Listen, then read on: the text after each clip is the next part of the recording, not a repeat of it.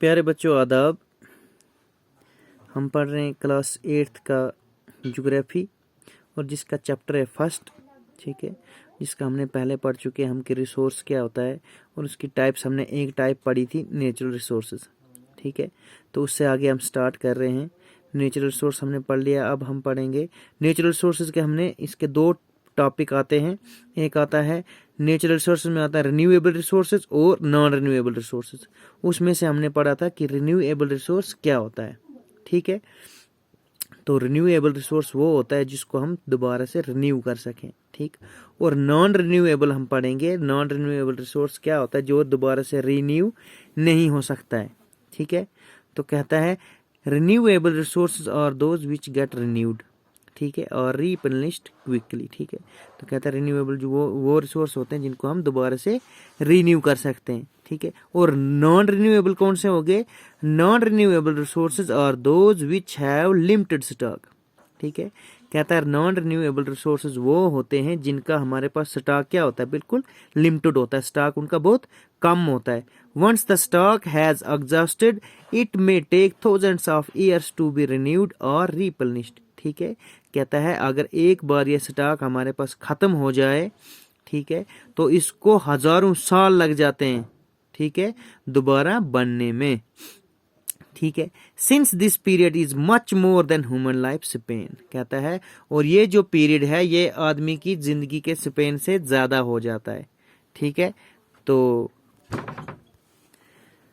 Such resources are considered non renewable, ठीक है। Coal, petroleum and natural gases are some example, ठीक है।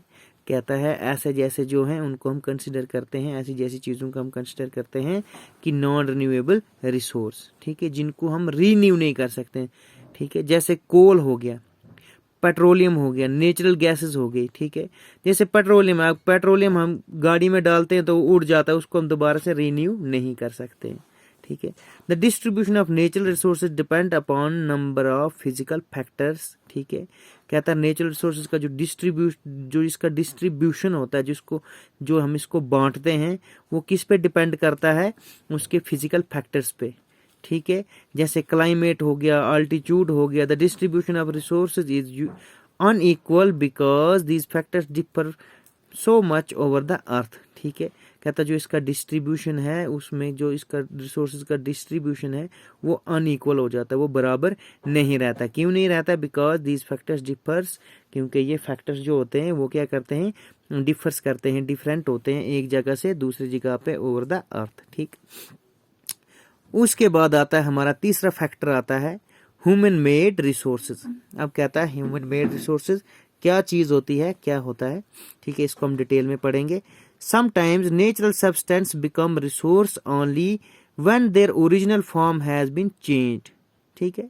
कहता है मतलब कभी कभी क्या होता है, जो हमारे नेचुरल सब्सटेंस को, जो नेचुरल चीजें होती हैं वो हमारे लिए रिसोर्स तब बनते हैं कि जब उनकी जो ओरिजिनल फॉर्म होती है, जिस फॉर्म में वो बने हुए होते हैं, उसको हम चेंज कर लें, ठीक है। Iron ore was not a resource until people learn to extract iron from it.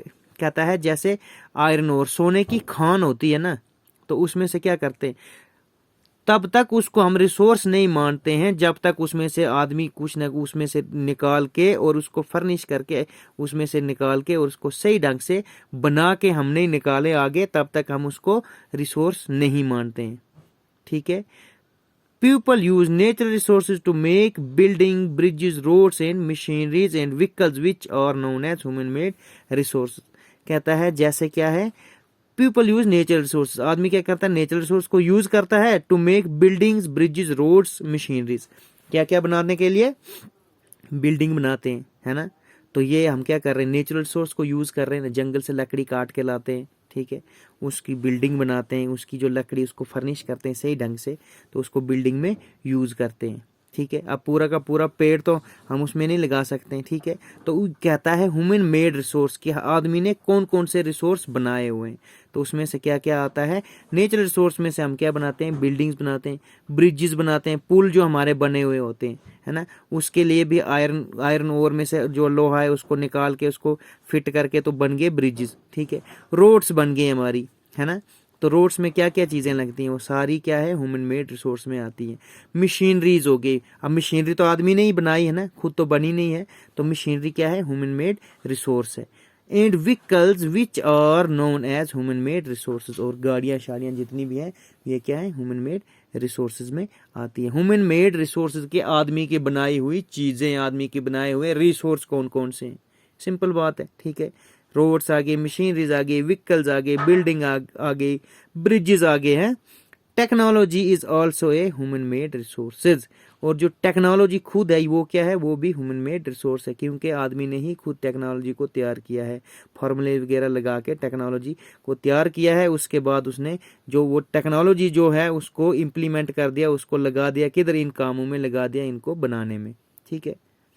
तो प्यारे बच्चों आदाब, तो हम अब कल पढ़ेंगे ह्यूमन रिसोर्स, ठीक है, कि आदमी जो है खुद क्या रिसोर्स है, कैसे क्या है, तो हम इसके बारे में डिटेल्ड में कल पढ़ेंगे। तो आदाब।